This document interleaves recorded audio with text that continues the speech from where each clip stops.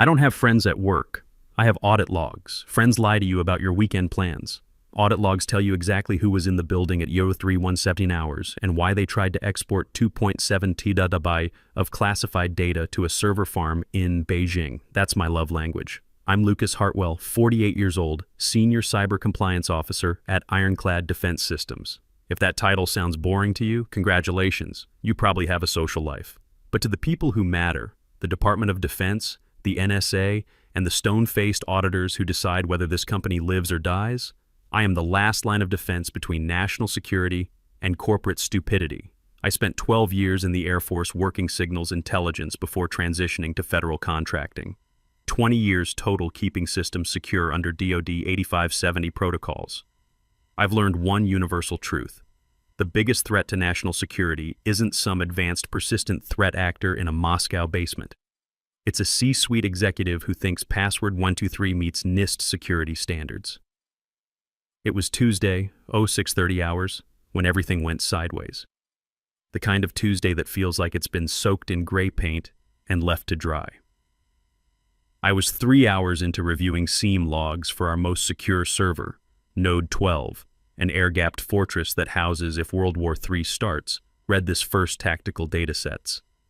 Most people think cybersecurity is like the movies, green code cascading down screens, techno music pumping. Reality is me, lukewarm black coffee, and security information event management dashboards that span 3 monitors.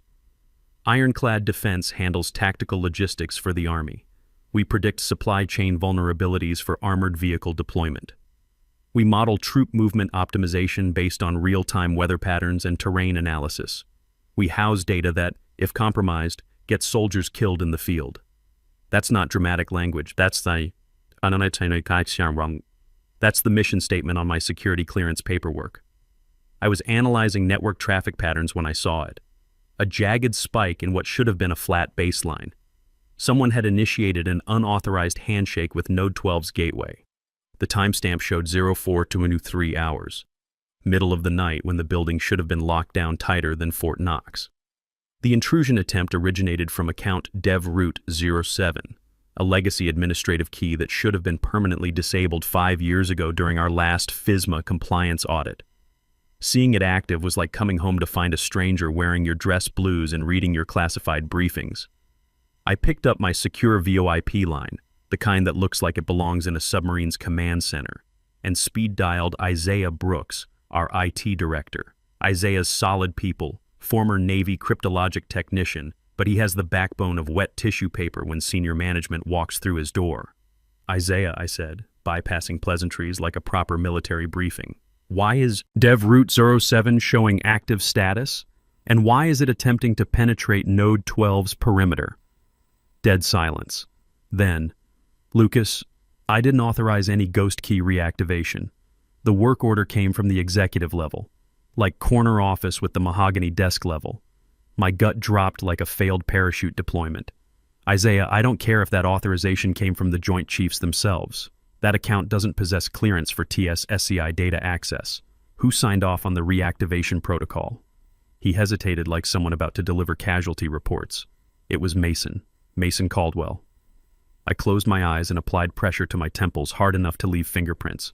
Mason Caldwell, the CEO's 26-year-old son, recently appointed Chief Innovation Officer despite having 0 security clearance, and a resume consisting of 2 cryptocurrency ventures that crashed harder than a meteor strike. Mason had been prowling around our facility for months, spouting buzzwords about disrupting legacy paradigms and leveraging artificial intelligence synergies. I mostly ignored him the way you ignore static on a radio frequency, until the static gains administrative access to nuclear launch protocols. Mason doesn't possess the requisite security clearance, Isaiah, I said, pulling up our access control matrices on my secondary workstation. Mason can barely navigate his browser cache without technical support. Why does he have root-level system privileges? Direct orders from his father, Isaiah replied, sounding like someone reporting friendly fire incidents. CEO Oliver Caldwell marched into my office yesterday at 1400 hours, said Mason required unrestricted operational access to compile his presentation for next week's Pentagon Liaison Review. He stated our security protocols were inhibiting innovative development cycles. The The cold realization hit me like incoming artillery. This wasn't just a policy violation or compliance oversight. This constituted a direct breach of international traffic in arms regulations. This represented violation of our multi-million-dollar contract with the Department of Defense under Section 809 of the National Defense Authorization Act. If Mason had extracted classified tactical data and transferred it to an unsecured system, or worse, uploaded it to some commercial cloud platform, Ironclad Defense wouldn't just lose our federal contracts, we would cease to exist as a corporate entity. People would be wearing orange jumpsuits in federal correctional facilities. I monitored my primary display as real-time alerts populated the screen. The unauthorized probe had escalated beyond reconnaissance. A new notification flashed in bright red. Data extraction protocol initiated. Transfer volume 2.7 TB. Destination, external IP address. My blood temperature dropped to Arctic levels. Mason was actively siphoning classified Army tactical logistics data out of our secure environment. This wasn't exploration or curiosity. This was wholesale. Data exfiltration of materials that could compromise ongoing military operations worldwide. I didn't charge down to the CEO's corner office. I didn't raise my voice or wave policy manuals like an angry drill instructor. That's amateur hour tactics. Instead, I accessed a hardened terminal that operates on a completely isolated network from our corporate infrastructure. I inserted my common access card and entered my 64-character cryptographic authentication key. I began composing an incident report, not to Human Resources, not to the Board of Directors, but directly to the National Security Agency's Cyber Threat Intelligence Integration Center. Subject classification: unauthorized TS/SCI data compromise. Priority alpha response required. I was about to strike a match while sitting on top of a munitions depot, but I wasn't the one who had poured gasoline everywhere and lit cigarettes. That distinction belonged entirely to Mason Caldwell and his enabling father. The next morning brought an all-hands formation with the energy of a pre-deployment briefing where someone forgot to mention the mission was suicidal. The email invitation featured a rocket ship emoji and subject line "Innovation Breakthrough." All personnel mandatory attendance.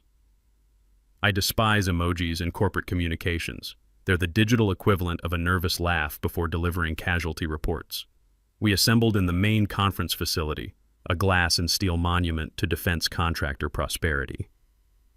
CEO Oliver Caldwell stood on the elevated briefing platform wearing a suit that cost more than my annual uniform allowance during my Air Force days. He projected the confidence of a silver-haired predator who'd just secured exclusive hunting rights to a particularly rich territory. Positioned beside him was Mason, wearing designer denim and a t-shirt emblazoned with "Disrupt" in bold letters. He clutched a tablet like it contained launch authorization codes for the entire nuclear arsenal. "Personnel," Oliver announced, his voice reverberating off the glass walls with the authority of someone accustomed to unquestioned command. For too long, Ironclad has operated in reactive mode. We've prioritized safety. We've emphasized compliance. He pronounced compliance like it was synonymous with tactical retreat under enemy fire. Multiple heads rotated toward my position. I maintained operational security posture, the expression of a seasoned NCO watching recruits violate every safety protocol in the manual while handling live ordnance. But operational success requires calculated risk-taking. Oliver continued his briefing. And my son Mason represents our next-generation strategic capability. Mason advanced to the microphone, adjusting eyeglasses that were obviously non-prescription psychological warfare props designed to project intellectual authority he didn't possess. "Thanks, Dad, Oliver," Mason began, triggering synchronized laughter from the executive staff seated in the front formation. "Look, I've been conducting deep analysis of our information systems for the past 72 hours, and frankly, I'm experiencing tactical shock. We're operating with data compartmentalization everywhere. We're maintaining air gaps that belong in Cold War archives. Information requires freedom of movement, people. Data wants operational mobility. I suppressed a physical reaction that would have violated my professional bearing. Information wants to be free represents excellent ideology for hacktivist manifestos. It constitutes catastrophically dangerous philosophy for organizations managing classified troop positioning schedules and logistics coordination data. I'm formally announcing Operation Liberation, Mason continued, conducting what appeared to be a motivational presentation rather than a military-style briefing. I've successfully extracted raw intelligence datasets from Node 12, Affirmative, the classified tactical repositories, and integrated them with a revolutionary artificial intelligence processing platform. We're positioned to deliver real-time strategic intelligence that will fundamentally transform modern military operations. The conference hall achieved absolute silence. Software engineers studied their footwear with the intensity of bomb disposal specialists examining suspicious packages. Project coordinators observed me with expressions typically reserved for passengers aboard the Hindenburg watching hydrogen ignition commence. Mason had just admitted, before 200 company personnel, that he'd committed wholesale theft of classified military intelligence and uploaded it to an unsecured commercial AI platform. Probably some Silicon Valley startup's cloud server farm protected by administrative passwords like Innovation 123 and staffed by computer science graduates who considered cybersecurity an optional elective course. Now, Mason declared with predatory satisfaction, establishing direct visual contact with my position, I acknowledge some of our legacy personnel maintain religious devotion to their firewall systems. Our compliance officer, Lucas. Where are you positioned, Lucas? He targeted me with an extended finger. Every person in the assembly executed a synchronized head movement toward my location. I refused to break eye contact. I maintained position with arms secured across my chest, projecting the operational energy of a master sergeant observing trainees attempting to field strip weapons while blindfolded and intoxicated. Lucas operates under the tactical assumption that security requires locking everything in underground bunkers, Mason stated, his voice saturated with condescension thick enough to stop small arms fire. But my strategic assessment indicates security means velocity. If our operational tempo exceeds enemy capabilities, defensive fortifications become obsolete. Therefore, effective immediately, I'm implementing override protocols for legacy access restrictions. The Innovation Division receives administrative privileges across all systems, no additional authorization tickets, no delays waiting for Sergeant Firewall to approve routine keystrokes. Oliver initiated enthusiastic applause. That represents the forward-thinking leadership this organization requires. Let's execute this mission. The formation dispersed with personnel avoiding eye contact as they returned to workstations. They recognized a casualty when they encountered one, and their assessment indicated I was the designated victim. I returned to my office and immediately initiated comprehensive audit trail analysis. Mason hadn't fabricated his claims. He'd executed exactly the operations he'd described. At 0423 hours, DevRoot Zoros 7 had processed mass extraction commands targeting our most sensitive databases. Network monitoring logs indicated an upload data stream directed toward an external IP address registered to NeuralSync AI Solutions, a startup company that probably secured their server infrastructure using duct tape, wishful thinking, and a cybersecurity team consisting of one individual named Chad, who'd completed a single online course titled Basic Network Protection for Dummies. My hands exhibited slight tremor activity, not from fear or anxiety, but from comprehending the absolute magnitude of operational stupidity I was witnessing. Mason had transferred top-secret/sensitive compartmented information directly to a third-party artificial intelligence company that likely maintained security protocols equivalent to a public library's guest Wi-Fi network. I captured forensic screenshots, exported complete packet analysis logs, and preserved video documentation of Mason's public confession during the morning briefing. Then I transmitted an updated situation report to my established NSA contact. Agent Gabriel Stone and I have never shared coffee or conducted social interactions, but we maintain an intimate professional relationship founded on mutual understanding that human beings consistently demonstrate remarkable capacity for catastrophic decision-making. I composed Priority Alpha Incident Update. Subject has publicly acknowledged data exfiltration during recorded company briefing. Video evidence attached. Classified tactical intelligence currently hosted on unsecured commercial artificial intelligence platform with potential foreign access vectors. The encrypted response channel activated immediately. Situation report acknowledged. Federal response protocols initiated. Directive: maintain passive surveillance. Repeat: do not attempt intervention. Federal assets mobilizing. Do not attempt intervention. That represented the most challenging aspect of this entire operation. Mason was conducting victory celebrations throughout the office facility. operating under the delusion he'd achieved Steve Jobs-level technological breakthrough status. He possessed zero awareness that a federal targeting acquisition system was currently painting infrared laser designators on his operational position. The psychological discipline required to maintain cover while watching imminent justice deployment was testing every leadership principle the Air Force had drilled into my operational mindset during 12 years of active duty service. 2 hours later, my secure desk phone executed its distinctive double-ring pattern. Caller identification displayed Sophia Wells, VP Human Resources. Sophia maintained an office decorated with motivational posters featuring kittens and rainbow inspirational quotes, but possessed the operational ruthlessness to terminate a pregnant employee for exceeding authorized bathroom break duration. "Lucas," she transmitted with artificial sweetness that could substitute for high fructose corn syrup, "can you report to my office for immediate consultation? Please bring your security badge and access credentials. Bring your badge and credentials." Universal corporate terminology, meaning you're about to become a casualty statistic. I conducted movement down the corridor past multiple rows of software developers frantically attempting to integrate Mason's artificial intelligence disaster into their stable operational systems. They projected stress indicators, consistent with combat engineers trying to defuse improvised explosive devices while under active sniper fire. They sensed catastrophic system failure approaching, but possessed mortgage obligations and family financial responsibilities.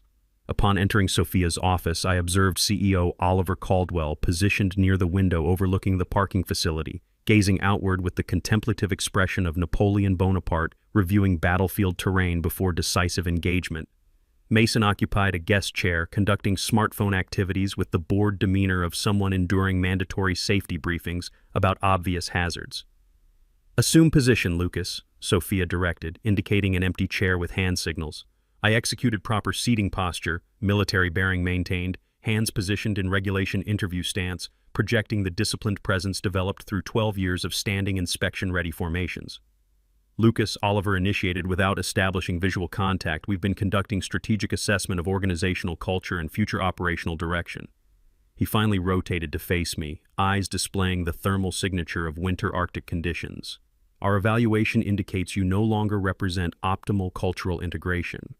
Your behavioral patterns during this morning's briefing, the disapproving facial expressions, the negative body language projections, multiple personnel reported these observations. Such conduct undermines command authority structure." I maintained complete silence during the briefing, Oliver. I responded with measured tone control. "That constitutes the primary problem," Mason interjected, discarding his mobile device onto Sophia's desk surface. "You constantly project menacing presence. You're like persistent stormfront systems, Lucas. I'm attempting innovative development and you're just positioned there, radiating disapproval energy. We require affirmative organizational culture." I directed focused attention toward Mason's position. "Mason, you uploaded classified military tactical logistics intelligence to a public artificial intelligence platform. That doesn't constitute negative organizational culture. That represents federal criminal activity." Oliver executed aggressive hand impact against desk surface. "Negative. This represents exactly the problematic attitude I'm addressing. You maintain obsessive focus on operational obstacles. Mason represents visionary strategic thinking. You represent obsolete legacy systems. So my termination results from upholding compliance standards explicitly outlined in our federal contracting agreements?" I inquired. "The admission needed documentation for legal proceedings. Your employment termination results from insubordination and creating hostile workplace environmental conditions," Sophia interjected with bureaucratic precision, sliding documentation across the desk surface. "We're providing 2-week separation pay if you execute signature on this non-disparagement agreement." I examined the paperwork briefly. 2 weeks compensation for 20 years of maintaining their corporate existence outside federal correctional facilities. "I will not be executing signature on that document," I stated, assuming standing position. Oliver produced laughter that sounded like artillery shells detonating in empty bunkers. "Execute your preferred course of action. You depart with 0 compensation. Transfer your security badge and access credentials immediately." I accessed my jacket interior and removed my identification card, the laminated rectangular authorization that had provided access to the most classified facilities in the continental United States for 2 decades. I positioned it carefully on Sophia's desk surface with the reverence typically reserved for folding the American flag at military funeral ceremonies. You're executing a strategic error, Oliver, I stated. Not a threat or intimidation. A factual assessment, like reporting weather conditions or ammunition inventory levels. The only strategic error I executed was failing to terminate your employment sooner. He responded with contempt that could penetrate body armor. Security personnel will escort you to the exit. The movement toward the lobby felt like a memorial procession. Dave, the security guard who'd received donuts from me every Friday for 10 years, walked behind me with optical focus directed toward his footwear. He projected shame and regret. I experienced no such emotional responses. When the glass entry doors sealed behind me, humid Alabama atmospheric conditions contacted my facial surface. I approached my pickup truck, activated the electronic locks, and assumed position in the driver's seat. Complete auditory silence surrounded me. My encrypted communication device vibrated. Message from Agent Stone. Employment status verification required. I transmitted response. Termination completed. Badge surrendered. All access revoked. The reply materialized instantaneously. Acknowledged. You are now classified as protected witness under federal statute. Return to residence. Maintain normal behavioral patterns. Federal assets are achieving operational positioning. I initiated engine startup procedures. During departure from the parking facility, I observed Mason through the fourth-floor window, executing animated gesturing towards someone, probably explaining his revolutionary plans to transform modern warfare using algorithms he couldn't define or comprehend. He operated under the assumption he'd achieved victory. He believed he'd successfully eliminated the organizational cancer preventing progress and innovation. He failed to recognize I wasn't the cancer threatening the system. I represented the immune response, and he'd just suppressed the only defensive mechanism preventing the infection from achieving complete host termination. I conducted vehicle movement toward my residence, a purposefully quiet facility. My daughter was completing advanced degree requirements at Auburn University, pursuing education studies, a career field with minimal classified information exposure. I preferred the solitary environment. That afternoon, I assumed position in my kitchen facility, observing steam vapor rising from fresh black coffee preparation. At 14:47 hours, my hardened laptop generated incoming communication alert. Not standard email. Direct encrypted video connection request. The security handshake protocol required 45 seconds to establish authenticated connection. The display screen presented Agent Gabriel Stone positioned in what appeared to be an underground command bunker. He projected the physical characteristics of someone carved from granite composite materials. No facial expressions indicating humor, no conversational preliminaries, pure mission-focused professionalism. Mr. Hartwell, he stated, voice producing acoustic signatures resembling gravel under heavy vehicle treads. Agent Stone, I acknowledged. We have achieved complete network mirroring of ironclad system infrastructure, Stone reported. We've maintained continuous surveillance of Mason Caldwell's activities for 8 hours. He's currently attempting to integrate tactical logistics databases with GPT-4 API interfaces. He believes he's developing an AI military advisor. He's actually feeding classified supply chain routing data into public language processing models. I executed optical closure and applied facial pressure. The situation had deteriorated beyond my worst-case scenario assessments. You need to execute immediate shutdown protocols, Agent. We have established containment perimeters, Stone interrupted my recommendation. We've isolated his network connection. He believes he's accessing the global internet, but he's actually operating within a controlled simulation environment we've constructed. He's transmitting data to us, not to hostile intelligence agencies. But he possesses no awareness of this containment. Relief flooded through my system like cool liquid under desert conditions. Tomorrow represents the Pentagon Liaison Review Board meeting, correct? Stone continued his operational briefing. Affirmative. 1400 hours. They're expecting Colonel Patricia Hayes from Army Logistics Command. Excellent. Colonel Hayes will execute her scheduled appearance, and so will I. Stone leaned forward with the intensity of someone planning precision airstrikes. Technically, Mr. Hartwell, you maintain civilian status. But effective immediately, I'm activating you under Title 50 authority as specialized consultant. You're reinstated, not by ironclad defense, but by the United States government under federal operational mandate. What mission parameters do you require? Nothing, Stone stated. That represents the most challenging aspect for personnel like you, Lucas. You want to execute repairs. You want to patch security breaches. I need you to allow the system to deteriorate completely. I need you to arrive at the target facility tomorrow at 13:45 hours. Park across the street. Await my signal. They confiscated my security badge, I reminded him. You won't require badge access where you're going, Stone said. We're conducting a federal compliance audit, Lucas, and I want you present to witness the accountability review. The screen terminated connection. I remained seated for extended duration, processing the strategic implications. My residence maintained its purposeful quietude, but the atmospheric conditions felt charged with electrical potential. I considered Oliver's arrogant expression when he terminated my employment. He'd classified me as obsolete legacy equipment. He'd labeled me an operational obstacle. He possessed zero awareness that while he was playing checkers with his son's career development, the NSA was executing 4D chess strategies involving his entire organizational existence.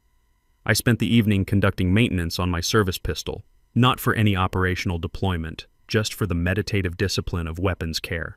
There's something deeply satisfying about field-stripping firearms while knowing that federal justice mechanisms are assembling to eliminate your adversaries through legal channels.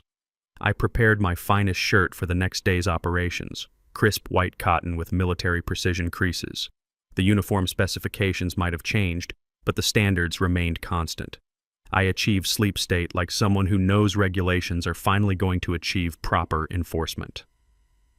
The following morning, I positioned my pickup truck in the visitor parking area across from Ironclad Defense Systems. 1,330 hours, 15 minutes early, per Air Force punctuality protocols. I had my tablet computer positioned on the passenger seat. Stone had transmitted access credentials for their surveillance feed, live video streams from the executive conference facility. The visual presentation resembled a wedding reception planned by individuals with no aesthetic sensibilities. Catered pastries arranged on silver serving platforms, a dedicated coffee preparation station. The conference table, normally bare mahogany, was covered with white silk fabric that probably cost more than most personnel's monthly housing allowances. Oliver conducted pacing movements near the windows, checking his Rolex timepiece, rehearsing his presentation to an empty chair.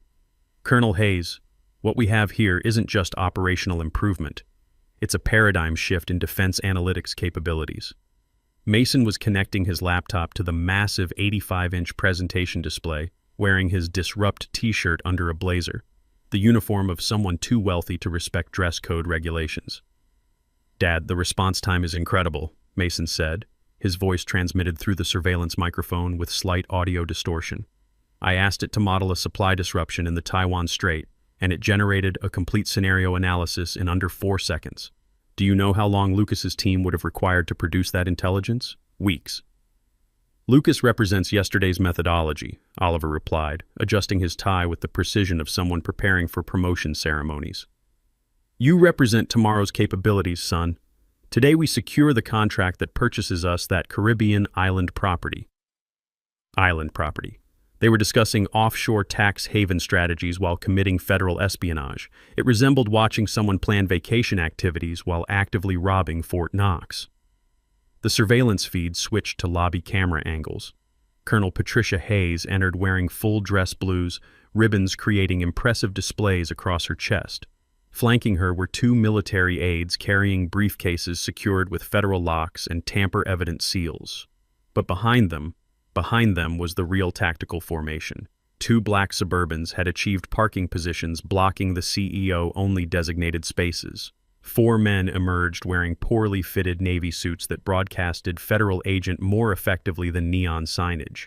Agent Stone led the group, moving with predatory efficiency through the lobby entrance.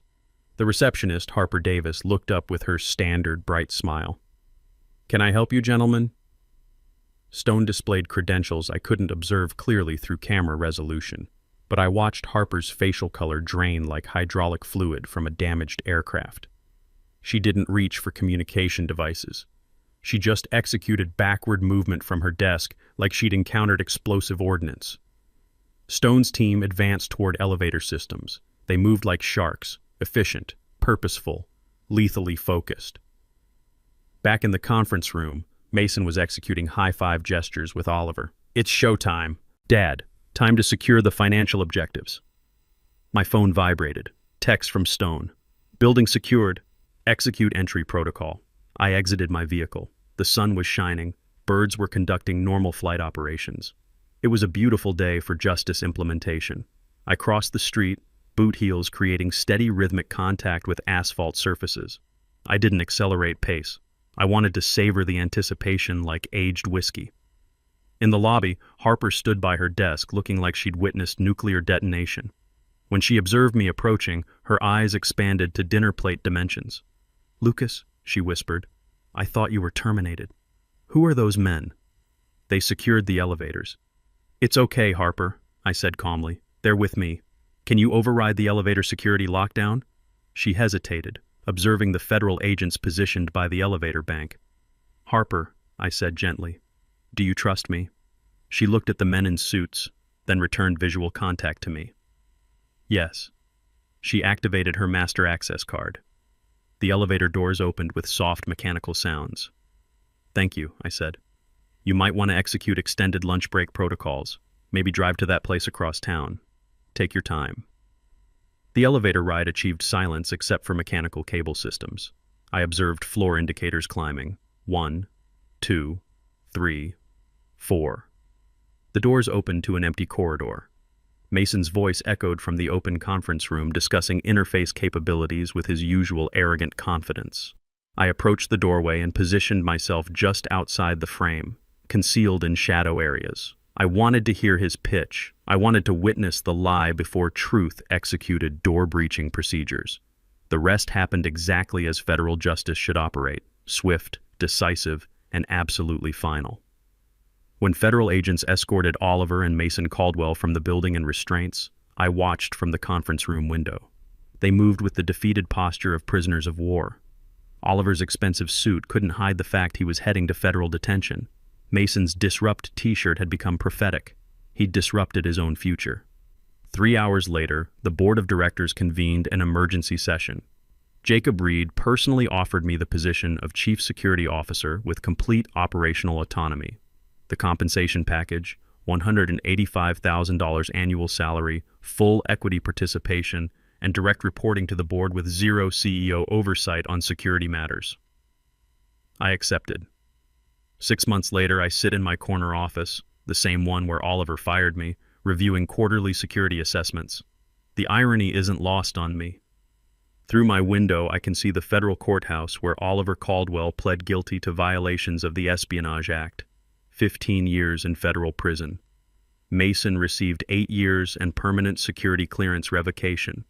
His MBA program expelled him the day after his arrest. The company not only survived, but thrived. Our stock price recovered within 90 days of the leadership change. We secured 3 additional defense contracts worth $340 million. Turns out, competent security management appeals to government clients. Isaiah Brooks got his promotion to Deputy IT Director with a $40,000 raise.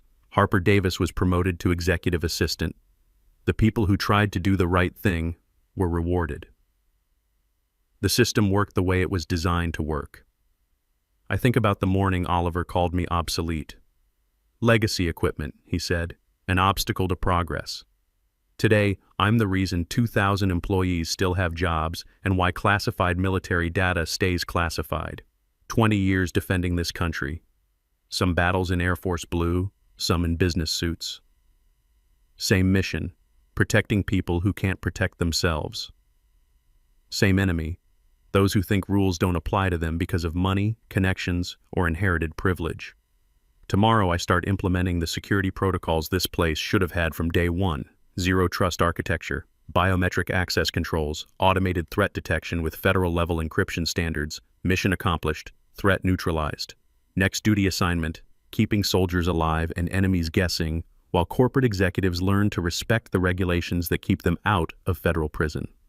That's how we do business when competence matters more than connections, when expertise trumps entitlement, and when federal law enforcement backs up the people who actually know what they're doing.